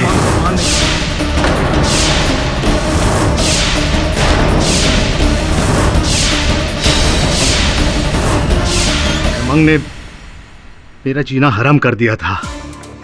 सरकार को हम उल्लू बनाने के बाद जो प्रॉफिट होता था उसमें 50-50 बांट लेते थे, लेकिन उसने मेरे से 80% मांगे। हेमांग, ये मत भूलो कि ये काम मैं और तुम साथ में कर रहे हैं, इसलिए इन पैसों पे मेरा भी बराबर का हक बनता है। हक। रंजन प्रसाद, तो कहां जाके हक जिताओगे? पुलिस स्टेशन में या जेल में बैठकर? नहीं, घबराने की कोई बात नहीं। तुम कहो तो मीडिया को बता देते कि रंजन प्रसाद जी कितने का पैसा लेते हैं और कितने का मटेरियल डालते हैं। ये तो मेरी कंपनी के नाम से जाता था ना, बदनामी मेरी होती। मजबूरन मुझे उसे 80% देने पड़े और कोई रास्ता नहीं था मेरे पास। रास्ता मिलता ही आपने उसे रास्ते से ही हटा दिया।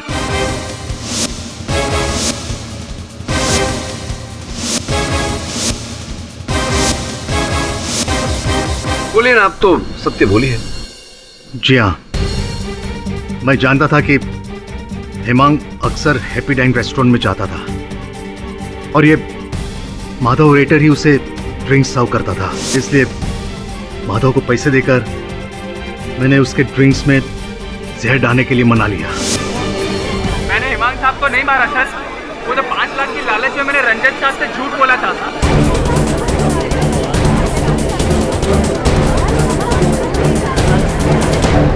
साहब ये सच है कि मैंने हेमांग साहब के ग्लास में जहर मिलाया था, लेकिन उस ग्लास में से दारू पीने से पहले उन्होंने गुस्से में आकर वो ग्लास तोड़ दिया था साहब।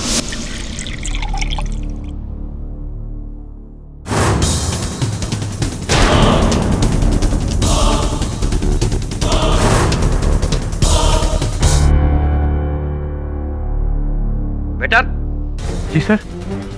इसमें आइस क्यों नहीं है? अब सर अभी ला ये लीजिए सर। सॉरी सर, आपने दूसरा बना था।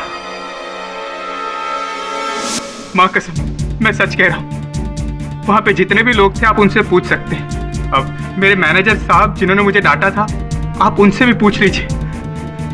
मैं बेगुनाह हूँ साहब।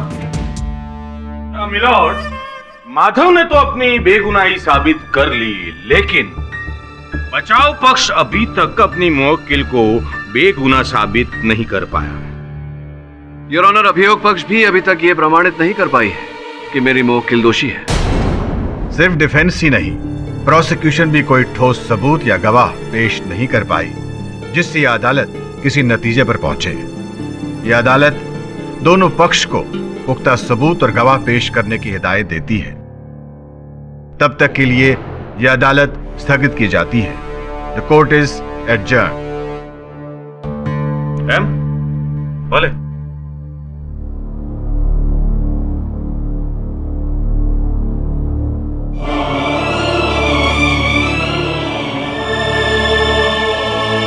शालिनी जी के मन में कोई ऐसी बात तभी है जो मैं पढ़ नहीं पा रहा। बस अब अगर शालिनी दीदी बोलेंगी नहीं तो अपन उनकी मदद कैसे कर सकते हैं? तुझे शालिनी के घर जाना होगा। शालिनी दीदी के घर? पर वो क्यों? क्योंकि वो हेमांग का भी घर था। लेकिन हाँ सर, लेकिन मुझे वहां ढूंढना क्या होगा? सर मुझे सवाल ही नहीं पता और आप मुझे जवाब ढूंढ कर लाने को कह रहे हैं। कभी कभी उल्टा भी सोचना चाहिए। तू वहां से मुझे उत्तर ला कर दे, मैं उन उत्तरों को उनके तद अनुप्रिय सवालों के साथ जोड़ूंगा, प्रश्नों के साथ जोड़ूंगा। समझिए? Hi sir. क्या ले आए? सर कौन सी चीज इंपॉर्टेंट है कौन सी नहीं कुछ समझ में नहीं आ रहा था, इसलिए सब कुछ ले आया। हत्या किसने की, कैसे की गई और क्यों की गई? अगर इन वस्तुओं में से एक भी प्रश्न का उत्तर मिल गया तो इस केस की अगली कड़ी तक पहुंच जाएंगे। सर ये देखिए, हेमांग जी और उनकी नई गाड़ी। वैसे पति की नई गाड़ी खरीदने पर शालिनी जी के मुख पर इतनी प्रसन्नता नहीं दिख रही। इतना मार खाने के बाद कोई कैसे खुश रह सकता है सर? बेचारी शालिनी दीदी। ये क्या है? कृपा गाड़ी में एयर फ्रेशनर लगा रही है, इनके मुख पे अधिक प्रसन्नता दिख रही है।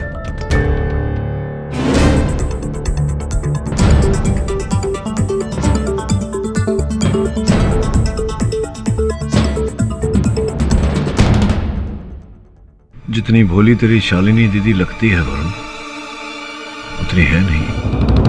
बहुत बड़ी भूल हो गई मुझसे, जो एक अपराधी को बचाने का प्रयास कर रहा था। आप समझ गई होंगी मैं क्या कहना चाहता हूं। दवा का ये पैकेट आप ही के घर से मिला। टिक्सोटिकिन, जो रोगियों को हाई ब्लड प्रेशर अर्थात खून का दबाव अधिक होने के लिए दिया जाता है। बाकी रोगियों की तरह आपके पति हेमांग भी आधी दवाई खाते थे रोजाना, आधी अभी भी इस पत्ते में रखी हुई है। जांच करने पर पता चला कि यह दवा टिक्सोटिकिन नहीं, रैपिड्रिन है। रैपिड्रिन वो दवा जो रोगियों को दिया जाता है जिनके शरीर में लहू का प्रभाव धीमा होता है, लो ब्लड प्रेशर। आप जानती थी कि अगर हेमांग जी ये दवा खाएंगे तो उनका ब्लड प्रेशर और भी बढ़ जाएगा और ये उनके लिए घातक साबित हो सकता है, मौत हो सकती है उनकी। ऐसा ही हुआ। आपकी सहन शक्ति चरम सीमा तक पहुंच गई थी, इसीलिए आपने अपने पति को मारने की योजना बनाई। आप अपराधी हैं शालिनी जी, और आपको अपने अपराध का दंड अवश्य मिलेगा। चल वरुण। मैं अपराधी नहीं हूं और ना ही मुझे मौत का डर है। शादी के बाद 1 साल से मैंने हर पल मर मर कर जिया है। जिस रात हेमांग की मौत हुई उस दोपहर भी उसने मुझे बहुत मारा, बहुत पीटा, बहुत गालियां दी मुझे और मेरे बापू को, मेरी मरी हुई माँ को। उनका क्या कसूर था? सही कह रहे हैं आप, बात सच में सहन शक्ति से बाहर पहुंच गई थी। और मुझे मुक्ति चाहिए थी।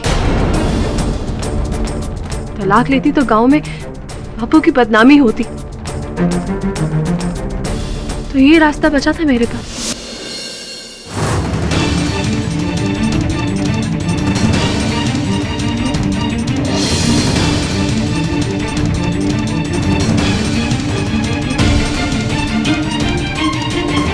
अब तुम फिर कभी मुझे जानवरों की तरह नहीं मारोगे। ये गोली तुम्हारे अंदर के राक्षस का इलाज करेगी। 1 साल सा है तुम्हें, 1 रात और सही। क्या फायदा ऐसी पत्नी का जब घर में खाना भी ना मिले। अरे अब मेरा इनहेलर कहाँ रह गया? अरे आप पनवती, मेरा इनहेलर लेके आओ। पता चला इसके चक्कर में होटल भी बंद हो गई, खाने को ना मिला कुछ। जल्दी आओ ना। अब दवाई है ना इसमें? मनहूस कहेंगे।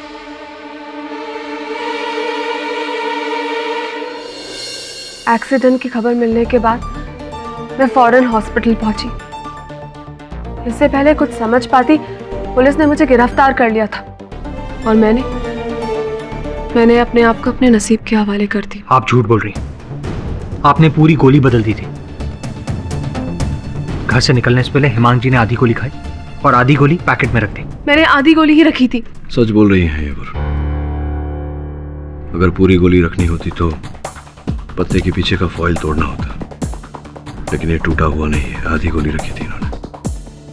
मैं मानती हूँ मैंने हेमांग को मारने का प्लान बनाया था, लेकिन उसकी मौत मेरे प्लान से नहीं हुई है। वो गोली अभी भी इस पैकेट में मौजूद है। हत्या की योजना बनाना दंडनीय है और हत्या के बारे में सोचना पाप है। इसीलिए तो मैं अब तक चुप थी। हाँ, पहले से ही लग रहा था कि आपकी इस चुप्पी के पीछे कोई कारण अवश्य है। सही था मैं। योर ऑनर, इस सुनवाई के प्रारंभ में मैं एक बात स्पष्ट कर देना चाहता हूं।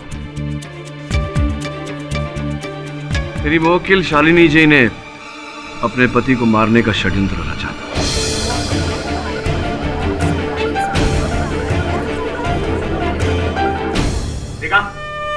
देखा योर ऑनर?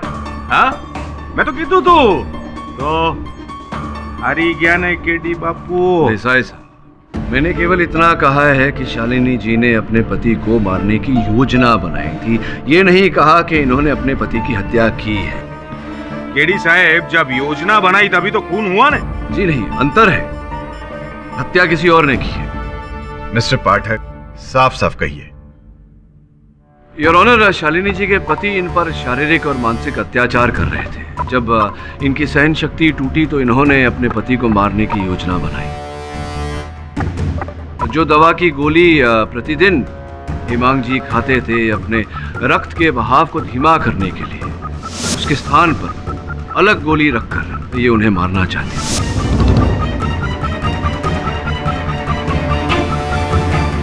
वास्तविकता ये है योर ऑनर कि उस गोली के कारण उनके पति की मृत्यु नहीं हुई। पापी हत्यारन, तू मेरे भाई को मारना चाहती थी, तुझे तो जलती आग में धकेल देना चाहिए। ऑर्डर ऑर्डर, बैठ जाइए आप। योर ऑनर, शालिनी जी निर्दोष हैं ये साबित करने के लिए, प्रमाणित करने के लिए मेरे पास साक्षी भी हैं और साक्ष्य भी। मिस्टर पाठक, आप जानते हो खूनी कौन है? जी योर ऑनर, मैं भी जानता हूं और शालिनी जी भी जानती हैं।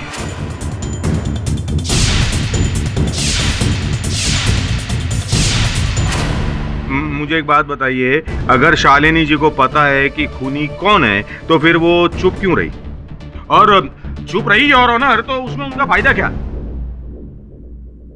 योर ऑनर, जिस दुकान से शालिनी जी अपने पति के लिए दवा मंगवाती थी, उस दुकान के डिलीवरी बॉय राजू को मैं कटघरे में बुलाने की अनुमति चाहता हूँ।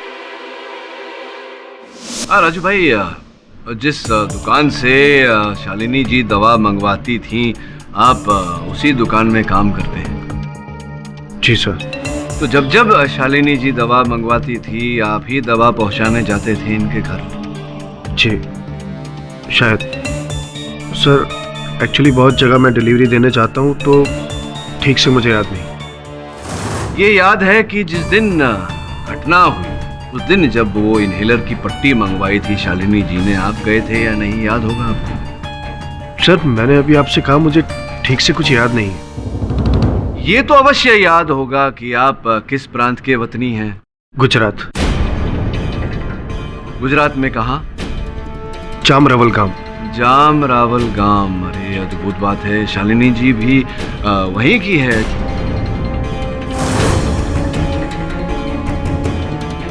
कहीं ऐसा तो नहीं कि कौन से महाविद्यालय में शिक्षा प्राप्त की आपने? Sir SK Mangrolia college of medical science. SK Mangrolia college of medical science, जहाँ से शालिनी जी ने भी शिक्षा प्राप्त की। कहीं ऐसा तो नहीं कि आप दोनों एक ही वर्ग में थे? कहीं ऐसा तो नहीं राजू भाई कि आपने 2 साल पश्चात ही पढ़ाई छोड़ दी हो और उसी महाविद्यालय से शालिनी जी ने अपनी डिग्री प्राप्त की हो? क्या सत्य है? आप कहना क्या चाहते हो मिस्टर पाठक?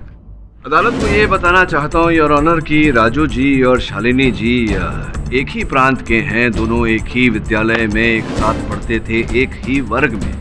दोनों के बीच में प्रेम प्रकरण चल रहा था, किंतु शालिनी जी के परिवार को यह संबंध स्वीकार नहीं था।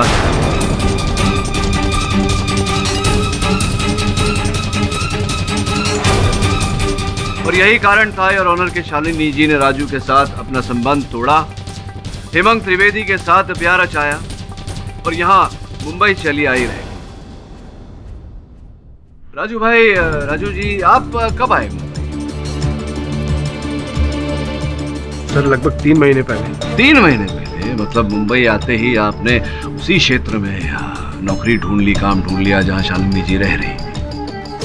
जी सर। अरे कैसी औरत है तू? अपने यार के साथ मिलकर तूने मेरे महला को मार डाला। छी। Order order, silence please.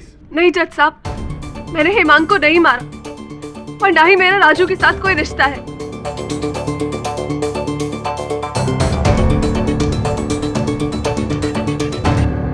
जब राजू पहली बार मेरे घर आया था तब भी मैंने उसे यही कहा था कि अब उसका और मेरा कोई रिश्ता नहीं और वो यहाँ से चला जाए।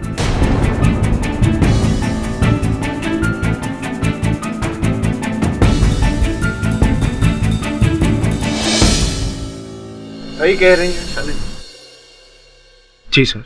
इन्होंने आपको कहा कि आप इनसे दूर रहें, पर आप माने नहीं बात को। जिस दिन शालिनी जी ने आपकी दवा की दुकान से वो पट्टी मंगवाई थी, आपने ऐसी पट्टी बनवाई जिसमें मिथॉक्सिन जहर मिला हुआ था और वही पट्टी आपने जाके इन्हें दी ताकि इनकी पति की मृत्यु हो जाए। सर शालिनी की हालत मुझसे देखी नहीं गई, मुझे हेमांग पर गुस्सा आ रहा था सर। शालिनी की हालत मुझसे देखी नहीं गई, मुझे हेमांग पर गुस्सा आ रहा था सर।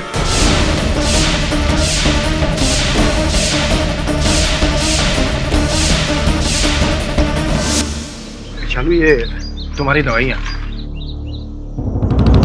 शालू ये सब क्या है? तुम्हारा पति आदमी है जानवर है? राजू जाओ यहाँ से। अरे मार डालेगा तुम्हें एक देने से। तुम चलो मेरे साथ, चलो चलो ना। देखो मेरी बात सुनो, मैं प्यार करता हूँ तुमसे, तुम भी मुझसे प्यार करती हो ना? राजू तुम जाओ यहाँ से।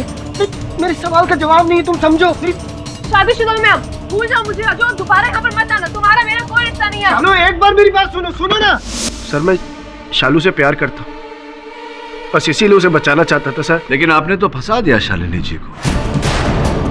मतलब आप हत्या करने के बाद पुलिस के सामने आत्मसमर्पण भी कर सकते थे, लेकिन ये जानते हुए कि शालिनी जी पर हत्या का आरोप लगा है, आपने ऐसा नहीं किया। यही है प्रेम, प्यार आपका। लेकिन शालिनी को जब यह पता था तो ये चुप क्यों नहीं? क्या बताती मैं जज साहब, यही कि मेरा पुराना प्यार मेरे पति का हत्यारा है। आप सोचिए ये बात अगर मेरे गांव पहुंचती तो मेरे बापू का क्या होता? गांव वाले तो उन्हें ताने मार मार कर मार ही देते ना। मर जाते मेरे बापू।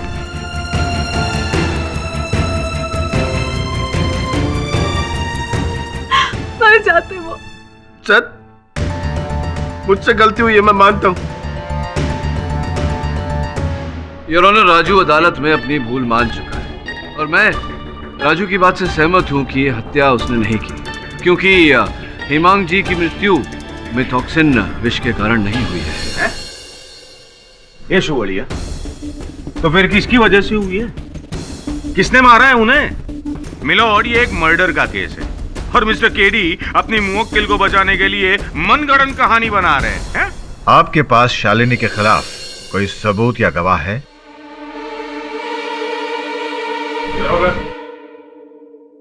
अदालत की पिछली सुनवाई के बाद हमने कार की फॉरेंसिक जांच करवाई, जो कि पहले नहीं करवाई गई। जांच के दौरान कार में एक अलग किस्म का जहर पाया गया। ये रही उसकी रिपोर्ट।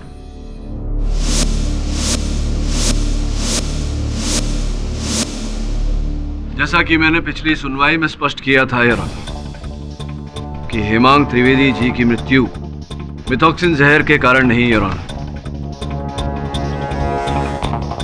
बेस्टोसाइड नामक जहर के कारण हुई है। वो जहर जो केवल 30 सेकंड में अपना काम कर जाती है।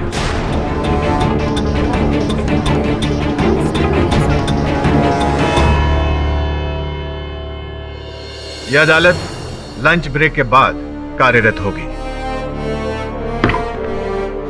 जब लग रहा था कि केस अब सॉल्व हो जाएगा, तभी केस ने नया रुख ले लिया।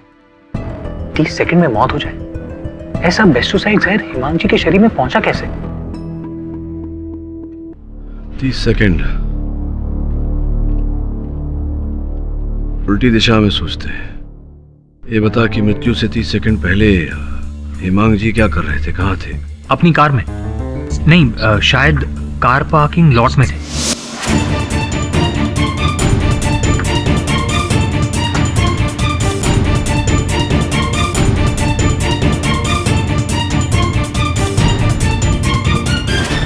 गाड़ी स्टार्ट की, निकल गए, तो और भी कुछ किया होगा।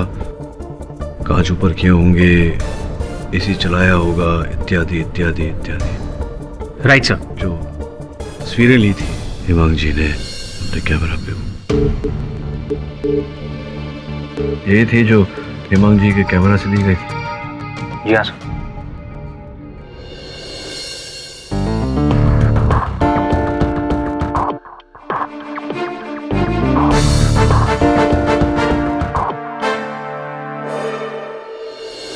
विचित्र बात है यार, एक व्यक्ति की हत्या करने के लिए 4 व्यक्ति तत्पर हो गए।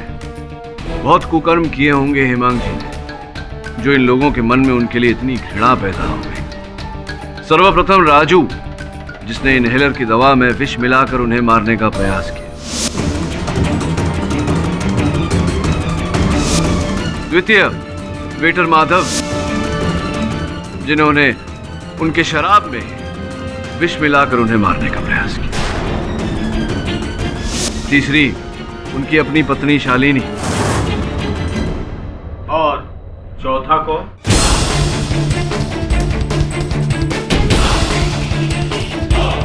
और चौथा को? चौथा नहीं देसाई साहब, चौथी वो योर ऑनर जिसने बड़ी चतुरता से हेमांग जी को मारने का षड्यंत्र रचा और सफल भी हुई। उनकी अपनी बहन कृपा परमार।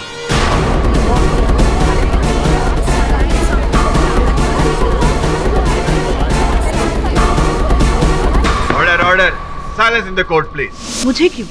मैंने क्या किया है? ये बताइए कृपा जी कि आपके भाई साहब ने जब नई गाड़ी खरीदी आप बधाई देने गई थी। हाँ तो यूं ही गई थी खाली हाथ या भेंट इत्यादि उपहार इत्यादि लेकर गई थी? सॉफ्ट टॉयज दिए थे गिफ्ट में। अब देखना चुन चुन की चीजें लेके आई हूँ, सब सजा देती हूँ। सॉफ्ट टॉयज और तकिए भी दिए थे, हालांकि दो तकिए दिए थे। दो तकिए दिए जी। और क्या? और कुछ भी नहीं? नहीं, याद कीजिए, याद आएगा। वो एयर फ्रेशनर। हाँ, वो आपके भाई साहब नई गाड़ी खरीदने की खुशी में उस दिन चित्र खींच रहे थे सबका। जी दिया था। और एक चित्र में आप वो एयर फ्रेशनर गाड़ी की एसी में लगाती हुई दिखाई दी। तो वो एयर फ्रेशनर आपने उसी दुकान से खरीदी थी जहां से बाकी वो सॉफ्ट टॉय, तकिए इत्यादि वहीं से लिया था। जी। तो उस एयर फ्रेशनर में आपने बेस्टोसाइड नामक जहर कहां से डाला? ऐसा कुछ भी नहीं है, कोई जहर वहर नहीं था उसमें। जहर था और ये मैं नहीं कह रहा हूँ। जज साहब की मेज पर जो फोरेंसिक्स की रिपोर्ट रखी हुई है, फोरेंसिक्स डिपार्टमेंट ने गाड़ी की जांच करने के बाद, उस एयर फ्रेशनर की जांच करने के बाद उसमें बेस्टोसाइड नामक जहर के अंश पाए हैं। आप ही लाई थी एयर फ्रेशनर, आप ही ने लगाया था। आप जानती थी कि आपके भाई को एज़मा है और वो एसी का उपयोग करते हैं। अब स्पष्ट है कि एसी का उपयोग करने के लिए गाड़ी के कांच ऊपर करने पड़ते हैं। आप जानती थी कि जैसे ही एसी चलेगा पेस्टिसाइड उनकी गाड़ी में एकत्रित होगा और उन्हें एज़मा तो था ही, उन्हें दिल का दौरा पड़ेगा 30 सेकंड के अंदर और वो परलोक सिधार जाएंगे। आप पर कोई संदेह नहीं करेगा, लोग ये कहेंगे कि दिल के दौरे के कारण आपके भाई साहब की मृत्यु हुई।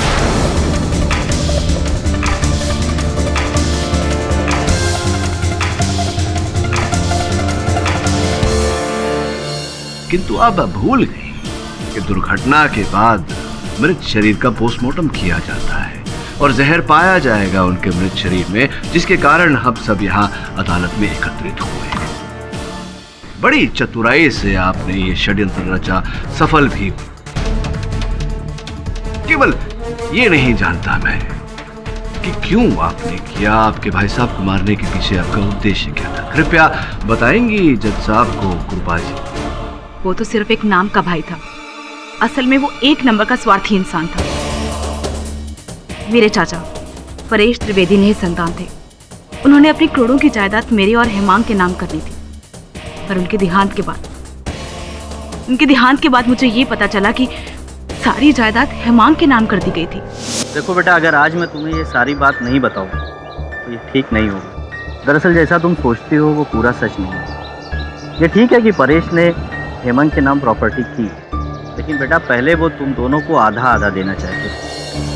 पर क्या, बोलिए ना। बेटा हेमंत हर 15 दिन पे गुजरात जाता था परेश के घर, और वहाँ उसने उसको न जाने क्या पढ़ाया कि उसने अपने मरने से कुछ दिन पहले मुझे बुलाया और नया विल बनाने के लिए।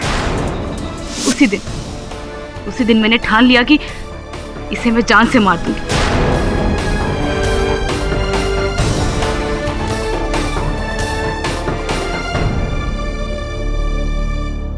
The defense, press. यह अदालत कृपा परमार को हेमांग त्रिवेदी की हत्या में दोषी पाते हुए उम्र कैद की सजा सुनाती है। राजू, रंजन और माधव को हत्या की साजिश रचने के लिए 5 साल कारावास में रखने का हुक्म देती है और शालिनी त्रिवेदी ने अपना गुनाह कबूल कर लिया है, इसलिए उन्हें 2 साल की कैद सुनाती है। The case is closed.